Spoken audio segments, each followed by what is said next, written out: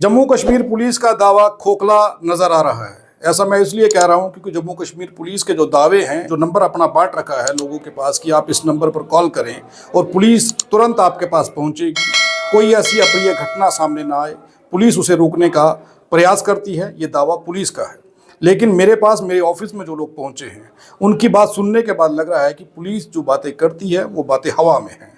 अगर ज़मीनी स्तर पर वो काम करती तो ये लोग आज मीडिया के ऑफिस में नहीं होते, हमारे पास नहीं आते। हमारे पास आने की ज़रूरत ना पड़ती अगर 23 अप्रैल को पुलिस इनकी बात सुन लेती। आखिर इन लोगों के साथ क्या हुआ था, ये आपको बताने जा रहा हूँ। ये सुन लीजिए कि एडवोकेट पूजा उप्पल हमारे पास हैं, एडवोकेट रमन हमारे पास हैं, और ये सुनीता नाम की लड़की है और उसका भाई यहाँ पर है। इन लोगों के साथ क्या हुआ, पहले इनके वकील से जान लेते हैं, फिर इनसे जानेंगे कि आखिर 23 अप्रैल की रात को क्या कुछ हुआ था और उसके बाद ये पुलिस के पास गए, क्या कुछ हुआ, वो सारी कहानी आपके सामने रखने जा रहा हूँ। एडवोकेट साहब, क्या हुआ था 23 अप्रैल को जो घटना हुई है थी, तो ये सुनीता जो लड़की आई है इसके साथ और इस परिवार के साथ क्या हुआ, क्या कहानी है, थोड़ा बताइए। देखिए 23 तारीख को रात को मुझे फ़ोन आया सुनीता का, क्योंकि इनके फादर जो हैं वो एक केस में कंप्लेनेंट है। इनके ब्रदर को मर्डर कर दिया गया था, जो कोर्ट में अभी केस पेंडिंग है। उसी के लिए उनकी गवाही जो है 25 तारीख को होनी थी। रात को 23 तारीख को इन्होंने मुझे फ़ोन किया। दीदी, इनके ब्रदर ने मुझे बोला कि दीदी मेरी बहन को मार रहे हैं और इनके फादर भी बहुत ज़ोर से रो रहे थे। तो मैंने कहा कि क्यों, क्या हो गया, कौन मार रहा है? सोहन लाल के रिश्तेदार हैं जो मार रहे हैं। 3 औरतें आई हैं, 2 लड़के हैं जिन्होंने मुंह बांधा हुआ है और वो मार रहे हैं मेरी बहन को।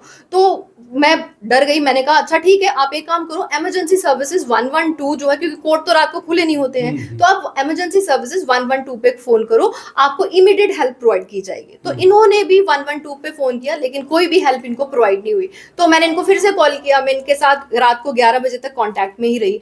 तो इन्होंने बोला नहीं दीदी अभी तक कोई पुलिस नहीं आई है। मैंने कहा ठीक है कोई बात नहीं, मैं खुद करती हूँ। मैंने अपने एंड से फोन किया और उनको पूरी चीज बताई। मैंने कहा उसको रेस्क्यू कीजिए, क्योंकि उसके साथ मारपीट हो रही है, लड़की है, वो घर में अकेली थी, उस पर अटैक किया है और इनका एक केस कोर्ट में पेंडिंग है।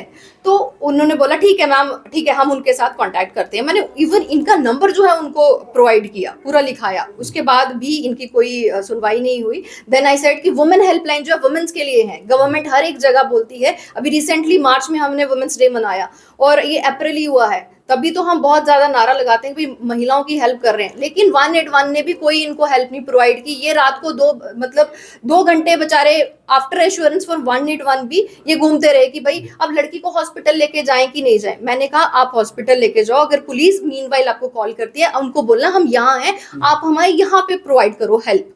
तो उसके बाद जो है ये लोग हॉस्पिटल तब लेकर गए। तो इसके बाद मैं चाहूंगी कि आप इन्हीं से पूछें, क्योंकि आज तो 24 सर आज 25 है जी। और 24 की रात भी निकली, 23 को ये घटना होती है और अभी तक पुलिस का इनसे संपर्क हो पाया है? बिल्कुल नहीं सर, पुलिस ने कोई, इवन कल ये लोग बेचारे जब सुबह हॉस्पिटल से जीएमसी से डिस्चार्ज हुए, मैंने इनको बोला था एमएलसी आप कराएं वहां पे, क्योंकि वो प्रावधान है अगर आपको ज्यादा लगी हुई है। आरएसपुरा पहले गए थे, वहां से उन्होंने रेफर किया इनको जीएमसी में, क्योंकि दिमाग में इनको लगी थी, सिर पे मारा था उन लोगों ने। तो जब ये जीएमसी में इन्होंने एमएलसी सुबह इनको डिस्चार्ज किया, ये वहां से घर वापस गए थे। कहते हैं मैडम हम मीरा साहब पहुंचे हैं लेकिन अभी तक कोई पुलिस नहीं है। मैंने कहा ठीक है मैं फोन करती हूँ, देखती हूँ क्या हुआ। मैंने भी 181 पे फोन किया। वो कहते हैं मैडम 1 स्टॉप सेंटर में आपका केस भेजा हुआ है, शायद वो देखेंगे, अभी वो रेफर कर दिया। मैंने कहा ठीक है कोई बात नहीं, 1 स्टॉप सेंटर में इनको बोलती हूँ राब्ता करने के लिए।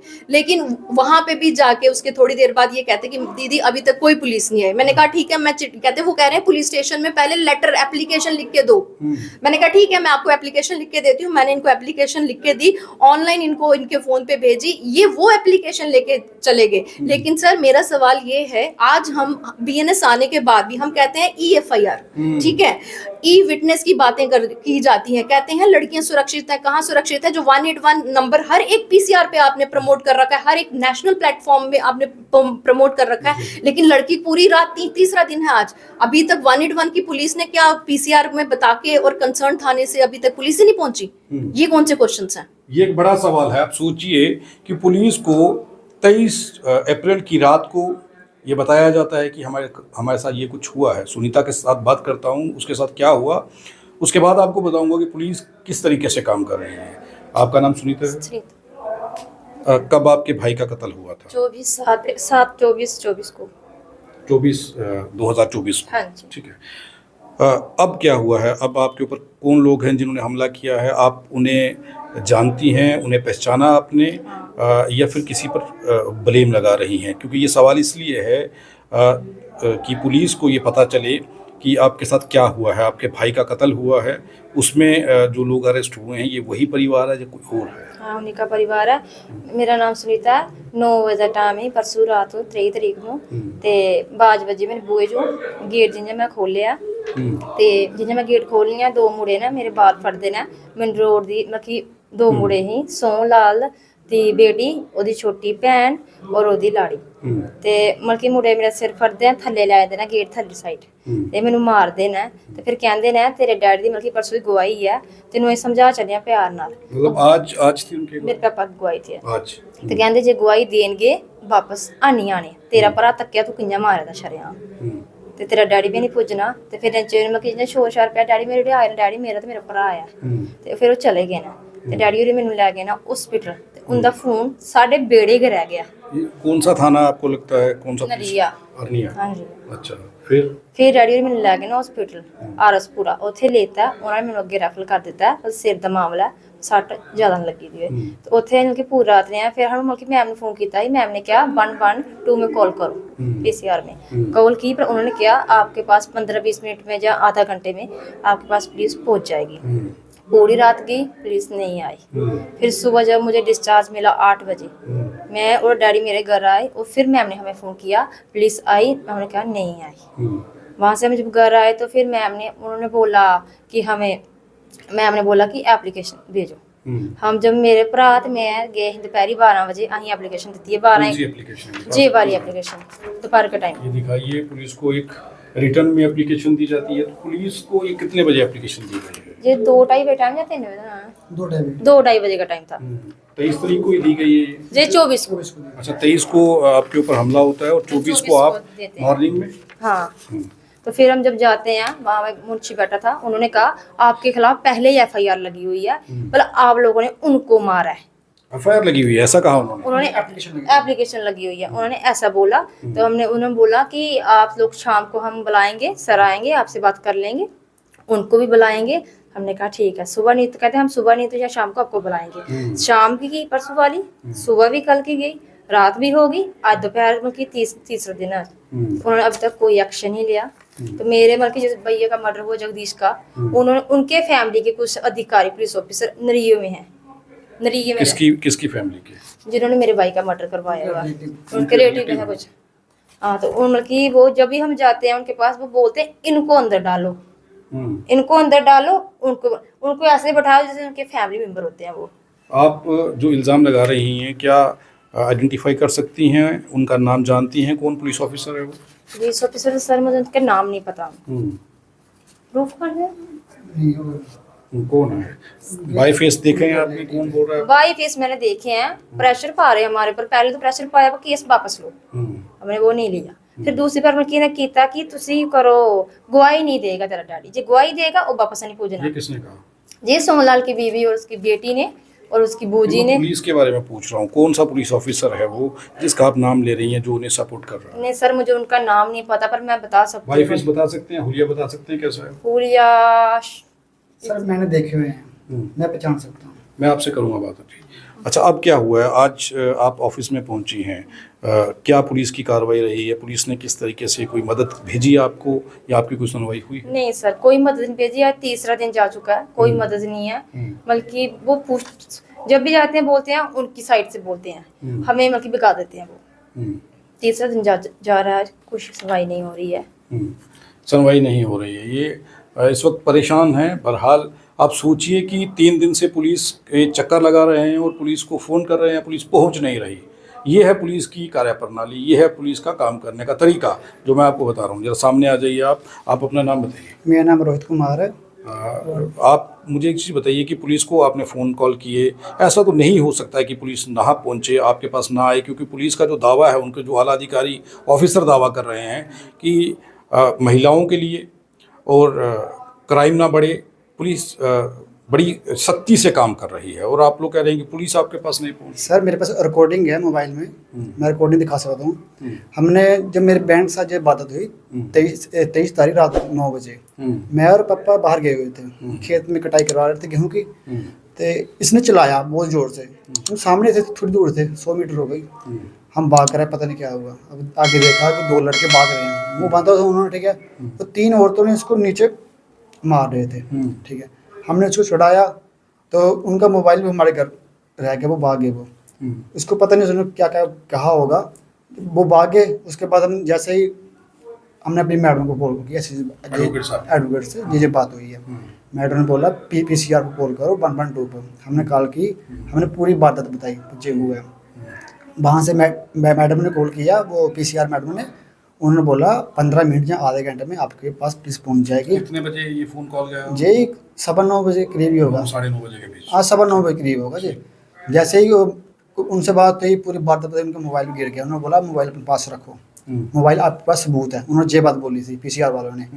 हम देखते रहे, कोई नहीं आया। फिर इसने आपको PCR से जब आपकी बात हुई, उन्होंने कहा कि जो मोबाइल उन लोगों का गिरा है, जो हमलावर हैं, उसे अपने पास रखिए, ये सबूत के तौर पर काम, ये कहा उन्होंने? जी हाँ, ये कहा। हाँ रिकॉर्डिंग है मेरे पास। फिर हमने मैडम से बात की। मैडम बोले आप लड़की को हॉस्पिटल ले जाओ, कहीं चोट ज़्यादा न लगी हो, सीरियस मामला हो सकता है। हम जा रहे थे, फिर हमने एक बार कॉल किया 181 पर जाते हुए। तो वो बोलते आपके घर से कितनी दूर है थाना? मैंने बोला 6-7 किलोमीटर होगा। बोलते कितने मिनट लगेंगे? 15 मिनट लगते हैं, हम जाते हैं रेगुलरली। तो बोलते कोई बात नहीं, आधे घंटे तक पुलिस पहुंच जाएगी। कोई पुलिस नहीं पहुंची। हम जैसे नमसर पहुंचे, आरसपुरा हॉस्पिटल, तो उन्होंने चेकअप किया। तो उन्होंने बोला कि सिर का मामला है, कुछ हो सकता है, चोट गहरी लगी हो। उन्होंने रेफर कर दिया। फिर हम रात को वहाँ से एम्बुलेंस से गए, बख्शीनगर पहुँचे। तो बख्शीनगर वालों ने ट्रीटमेंट चालू किया। तो जब बख्शीनगर में आप लोग गए तो कोई ऐसा केस जब होता है तो पुलिस आती है, तो पुलिस आई? पुलिस आई थी। उन्होंने एप्लीकेशन ली, बयान पूछ क्या बात हुई, हमने बताई पूरी बात, ये बात हुई है। फिर उन्होंने इसका रिपोर्ट निकलवाई, अल्ट्रासाउंड वगैरह, MLC जो भी होता है, मतलब CT स्कैन और एक्सरे पेट का, पता नहीं क्या क्या, इन्होंने वो करवाइयाँ। उसके बाद मैं 3 बजे घर आया। तो 3 बजे तो मम्मा अकेली थी घर में, वो बेचारी रो रही थी जो सुबह आया मैं। तो 3 बजे मैं अकेला घर पहुंचा, तो उनका मोबाइल मैंने देखा घर में पड़ा था, वो मैंने संभाल लिया इसको। फिर सुबह 8 बजे के बाद इनको डिस्चार्ज मिल गया। तो फिर हमारी मैडम से बात हुई सुबह, मेरी बात हुई। मैडम ने बोला कोई आए पुलिस वाले? मैंने बोला अभी तक कोई नहीं आए। मैडम ने बोला आप एक बार उनसे बात करो, PCR वालों से। मैंने उनसे बात की तो वो बोले आपका केस, मतलब अर्निया वालों से हमने बात की है, वो बोल रहे रिटर्न में लिख के दो, लेटर लिख के दो, एप्लीकेशन दो। हाँ मैडम से मैंने बात की। मैडम बोली मैं भेजती हूँ। मैडम ने लिख के भेजी। मैडम बोली कि वहाँ दे आओ। हम वहाँ दे कर आए। तो वो जो मुंशी थे वहाँ पे, मुंशी ने बोला आप एक काम करो कि आपके खिलाफ एप्लीकेशन पहले लगी हुई है सुबह की। हमने बोला कोई बात नहीं, लगी हुई है। तो बोल रहे साहब इधर नहीं है, शाम को आएंगे या सुबह आएंगे, हम आपको बुला लेंगे। मैंने बोला ठीक है। जैसे ही हम घर आए, कोई पुलिस की कार्रवाई नहीं, कुछ नहीं हुई। कल का दिन चला गया, रात अच्छा, मुझे एक चीज़ बताओ, जो दूसरी ओर से एप्लीकेशन दी गई है वो किसने दी है और उस एप्लीकेशन में क्या लिखा है? पुलिस ने बताया कुछ? पुलिस ने कुछ ज़्यादा नहीं बताया। उन्होंने बोला कि मोबाइल छीना और मारपीट की है, ये बताया? जे बताया। आपके खिलाफ ऐसी एप्लीकेशन है। किसने दी है ये? जे दूसरी पे वो जो कोई नाम है किसी का? शायद उनका दीपिका, उन्होंने दी होगी। आप मुझे एक बात बताइए, आप अकेली थी उस वक्त जब वो मार रहे थे आपको? हाँ मैं अकेली थी, मम्मा मेरी अंदर थी। तो वो कितने लोग थे? वो 5 लोग।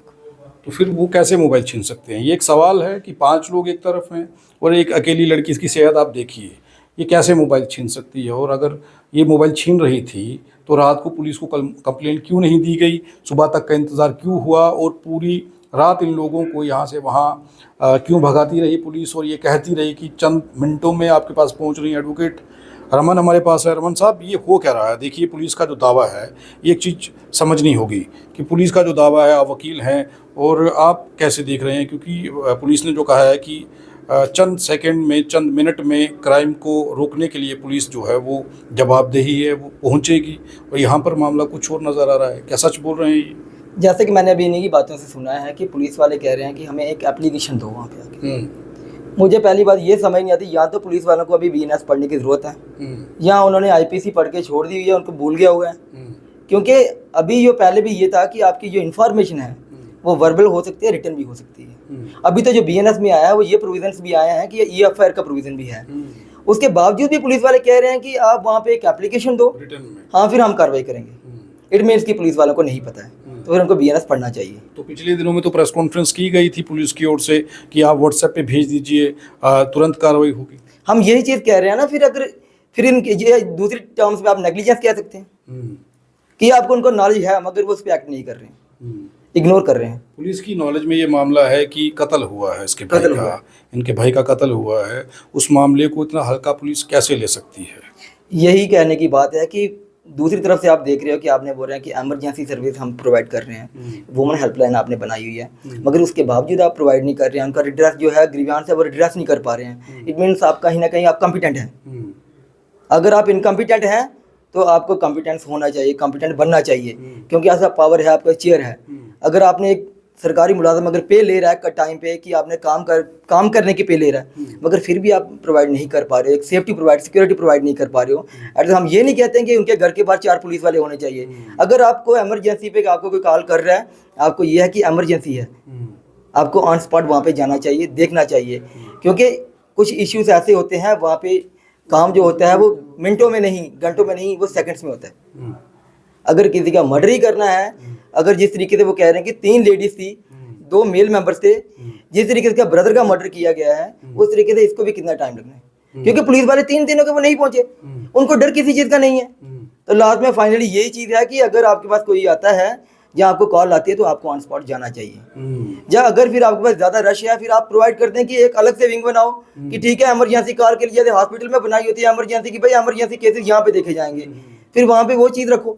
तो ये एडवोकेट रमन है, इनका ये दावा है कि पुलिस को अपनी सर्विस में सुधार करने चाहिए, जिससे पुलिस उन लोगों तक पहुंच सके जो जिन लोगों पर कभी हमला होता है या जो लोग किसी मुसीबत में होते हैं। ये एक बात कही गई है। आप सोचिए कि 3 दिन एक व्यक्ति घूमता है और पुलिस से सिर्फ ये दरख्वास्त करता है कि आइए हमारी बात सुन लीजिए, पुलिस उनके पास नहीं पहुंचती और वो लोग मीडिया के ऑफिस में आते हैं ये बताने के लिए। पुलिस के आला अधिकारी अगर इस खबर को देख रहे हैं तो वो थोड़ा सा संज्ञान में लें और अरनिया पुलिस स्टेशन से पूछिए कि आखिर इस मामले में ऐसा क्या हुआ जो पुलिस को 3 दिन लग गए, इनके पास वो लोग नहीं पहुँचे। जिस तरीके से ये बता रहे हैं कि इन्हें चोटें आई, ये हॉस्पिटल तक पहुँच गए और बख्शीनगर हॉस्पिटल में इन्हें शिफ्ट कर दिया गया, उसके बाद भी पुलिस नहीं पहुँचती। ये सवाल ये निशान खड़े हो रहे हैं इनकी ओर से। अगर दूसरा पक्ष ये कह रहा है कि मोबाइल इन्होंने छीना है, वो हमारे साथ बात कर सकता है, आ सकता है, पूछ लेंगे उनसे भी कि आखिर हुआ क्या था उस दिन रात को, ये भी जानना ज़रूरी है।